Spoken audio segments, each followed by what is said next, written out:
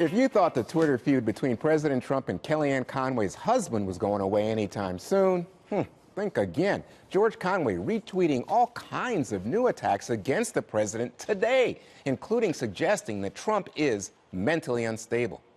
This comes as Kellyanne Conway is once again siding with her boss over her husband. My husband also has been very critical of the president publicly, which is unlike him, just because he's traditionally been a very private person. In 2016, which was known as the year of the tweet, George Conway sent exactly 0 tweets. So this is new. And what also is new is not supporting the agenda of the president and my work there. I was raised, though, in a household of strong Italian Catholic women who taught me that you air grievances like that in private. So it is very surprising to see it be so public.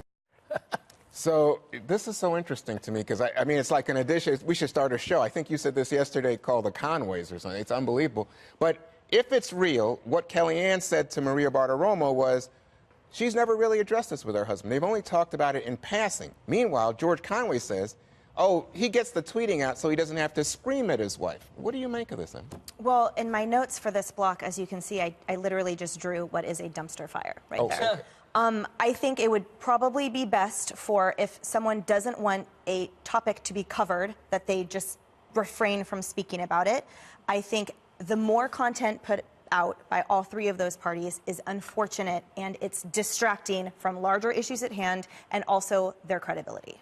Jesse, he says some really strong things about the president, you know, whack job, and he's a narcissist, antisocial. He puts out all kinds of psychiatric diagnoses for people to read about the president.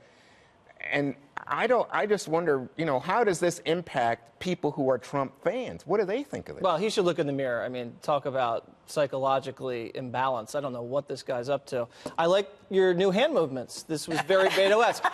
This was a new one. I've never seen that before. It was mesmerizing. I think you call it milking the goat. Okay.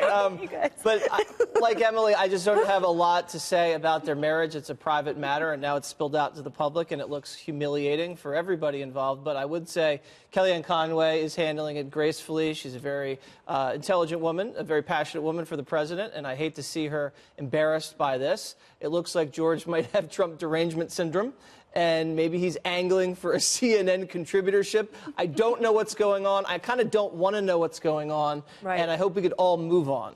Right. So, Dana, as this is taking place, the president's feud with the Republican Party, it seems, over John McCain continues. And it's almost like people are saying, well, you know what, we don't like that. Johnny Isaac. I think the president's feud is with John McCain, and there have been... I don't think the other people in the Republican Party are not feuding with the president about that. Some of them, like Congressman Dan Crenshaw, are saying, please, Mr. President, just stop it. Like, he's not your political enemy. Like, you move on. On the Conway stuff, one thing I think about this is, I agree. I wish we didn't know. But here's the thing. George Conway wants us to notice. He's poking the bear. And I don't understand to what desired outcome.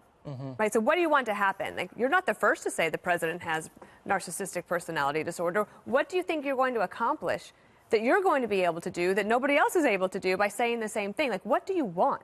Do you want to make life harder for your wife at the White House? Do you think it doesn't affect her at the White House? Do you want President Trump to be able to paint you as a worse husband than he?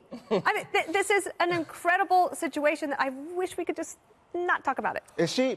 I think she said he would like her to stop, to leave the job. I don't know. I must have missed that. All right. So, Greg, what do you think? I disagree with you. I love every minute of it. I know you do. I want it to keep going. You know, it's interesting. We always talk about this being like a reality show. Trump has been able to combine a whole bunch of different shows because it's like a soap opera with a lot of subplots. You know, it's like a Farrelly Brothers version of Falcon Crest. First, Trump is basically J.R. Ewing, right? But then Pence, he's Ned Flanders, right? He's Ned Flanders. Bolton is obviously Matlock. And then Kelly and her husband, they could be kind of like the Furleys from Three's Company, but he's more like Newman. And, of course, Brian Stelter is Costanza, always complaining about the better-looking people over at Fox News. And I understand that. But the thing is, the real development here is that we are talking about it. This was going on for a while. So it's kind of moving towards a resolution, right. and I'm dying to. I can't wait to see what it is, how this is going to end. This is like, it is like Who Shot JR. We're getting to a climax. For the finale. I can't wait for the finale. Honestly, do we need more of these? Maybe at the finale we'll all wake up and find out it was a dream. It was a dream. We're all in the shower. That's Dallas. That's a terrible dream. That's Dallas. Husband from Hell, though. I don't know who gets that title.